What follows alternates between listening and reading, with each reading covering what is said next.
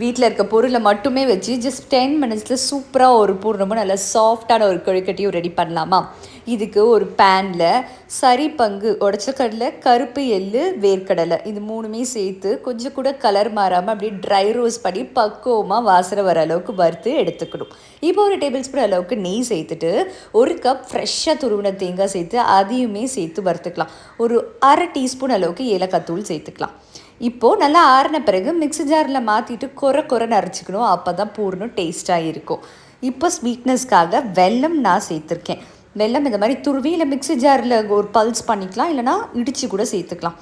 இது தேங்காய் எல்லாமே சேர்த்து கலந்துட்டோம் அப்படின்னா பூர்ணம் ரெடி.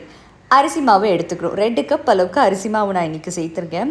கொஞ்சமாக உப்பு, ஒரு அரை டீஸ்பூனுக்கும் கம்மியாக உப்பு சேர்த்துட்டு நல்லா சூடாக இருக்க தண்ணியை சேர்த்துட்டு நல்லா ஒன்று போல் திரட்டி எடுத்துக்கலாம். அப்படி வெண்ணெய் மாதிரி சாஃப்டாக இருந்திருக்கும். இது இருக்கட்டும், ஒரு 5 நிமிஷம் மட்டும் மாவை ரெஸ்ட்டில் விட்டுட்டு அப்புறம் செய்ய ஆரம்பிச்சிடலாம். இந்த மாதிரி ஒரு ஈரமான துணி, ஒரு ஃப்ளாட் சர்ஃபேஸில் இந்த மாதிரி ஒரு பிளேட்டு போட்டு நல்லா ஃப்ளாட் பண்ணிவிட்டு ஒரு டேபிள் ஸ்பூனுக்கு கூட பூர்ணம் வச்சு இந்த மாதிரி மடக்கி விட்டிங்க அப்படின்னா அந்த சோமாஸ் ஷேப்பில் வந்து ரெடி ஆகிடும். அப்புறம் நம்ம விரல்கள் யூஸ் பண்ணி இம்ப்ரெஷன் வந்து க்ரியேட் பண்ணலாம். அது ஒரு டிசைனாக சூப்பராக இருக்கும். இன்னொன்று இதே மாதிரி பண்ணிவிட்டு இந்த ஃபோக் ஸ்பூன்லாம் இருக்கு இல்லையா, அதை இந்த மாதிரி இம்ப்ரெஷன் மாதிரி கிரியேட் பண்ணிங்கன்னா இது ஒரு டிசைனாக இருக்குது. இது மாதிரி 2 டிசைன் பண்ணலாம். இன்னும் நிறைய டிசைன்ஸ் பண்ணலாம். அப்படியே ஆவி பறக்க இட்லி சட்டியில் ஒரு 10 நிமிஷம் வேக விட்டு எடுத்திங்கன்னா சாஃப்டான கொழுக்கட்டை ரெடி.